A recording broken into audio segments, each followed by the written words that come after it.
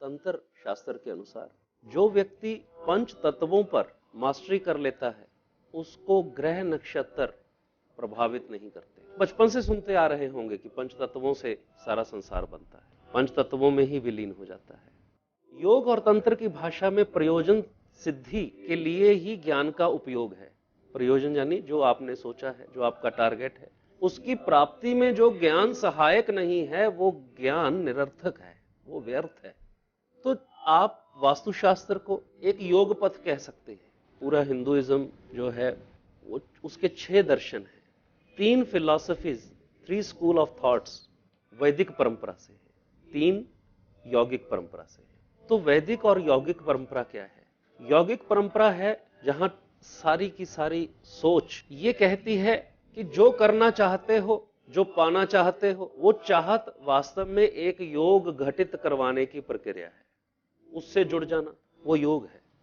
सांख्य कारिका महर्षि कपिल मुनि के द्वारा लिखी गई। सांख्य कारिका का अर्थ है मैथमेटिक्स ऑफ क्रिएशन। कपिल मुनि की 4थी पीढ़ी महर्षि पतंजलि हुए। उन्होंने सांख्य कारिका का और विशद विवरण किया जो योग सूत्रों की भाषा में उपलब्ध है। प्रयोजन को प्राप्त करने के लिए उन्होंने 33 सिद्धियों का भी वर्णन किया है। और ये दोनों इंडिपेंडेंट 2 हिंदू दर्शन हैं। उसके बाद न्याय दर्शन, वो है जस्टिफिकेशन ऑफ द योगा।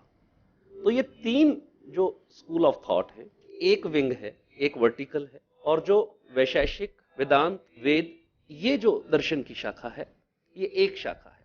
पहली शाखा कहती है कि कोई कारण है जो प्रयोजन सिद्ध नहीं हो रहा और उसको सिद्ध करवाने के लिए मुझे मेरे भीतर रूपांतरण लाना होगा, तब मैं जगत में रूपांतरण लाऊंगा। और जो दूसरी शाखा है वो कहती है कि कोई देवता रिस्पॉन्सिबल है, उसको खुश करोगे, वो प्रसन्न होंगे तो कार्य सिद्धि हो। तो ये 2 अलग अलग स्कूल ऑफ थॉट है। जो पहला स्कूल ऑफ थॉट है वो रूलर्स का रहा है और दूसरा प्रीस्ट क्लास का।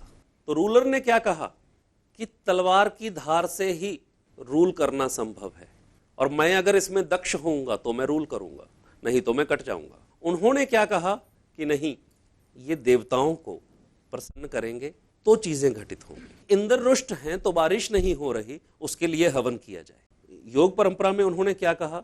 उन्होंने कहा कि ये एनर्जी फील्ड्स जब कलेक्टिवली इन्फ्लुएंस हो रहे हैं तो ये कंट्रोल कर रहे हैं कि बारिश कहां होगी और कहां नहीं होगी। और उन्होंने उसके लिए प्रबंध किए, कहां पर जंगलों को बढ़ावा देना है, कहां पर नदियों को बढ़ावा देना है, क्योंकि वो पूरी वैज्ञानिक सोच है।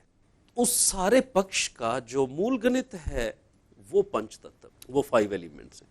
जब भी कभी किसी वस्तु का अवलोकन करना है तो उसको पंच तत्वों के आधार पे उसको कन्वर्ट कर देना है। 5 प्रकार की वृत्तियां हैं जो मन को क्लेशकारक और अक्लेशकारक हैं, और उसमें से सबसे पहली है प्रमाण। तो क्यों है? क्योंकि वो प्रत्यक्ष है, आंखों के आगे है। तो योग की भाषा में वो लिखा हुआ तब तक ठीक नहीं है जब तक वो अनुभूत संज्ञक नहीं होता, जब तक उसकी अनुभूति नहीं है। आपने कहा कि यहां पर ये है और ये मेरा अनुभव है, ये सत्य बात है, तो सत्य। तो उन अवधारणाओं से बाहर जाना है खुद भी और अपने क्लाइंट्स को भी लेके जाना है, पर बिना बताए। तो जैसे ही आप पंच तत्वों का संतुलन बिठाते हो, क्योंकि किसी भी घर में उसकी व्यक्ति की जो अवधारणाएं हैं, जो चॉइसेस है, उसके आधार पे उसने एक एक वस्तु अपने चारों ओर इकट्ठी कर रखी है। उन्होंने जो जो अपने घर में अलग अलग दिशाओं में लगा रखा है, अपनी अवधारणाओं से लगा रखा है, और फिर उसी के आधार पर उनका मनस शरीर विकसित होता है, उसी के आधार पर उनको जीवन में परिणाम मिल रहे हैं। जैसे ही आप उसको बदलते हो सीक्वेंस को, वो पूर्णता रूपांतरण आ जाता है, क्योंकि उसका मनस शरीर भी बदल जाता है, उसके ऊर्जा के तल भी बदल जाते हैं और जीवन में रूपांतरण आना शुरू हो जाता है।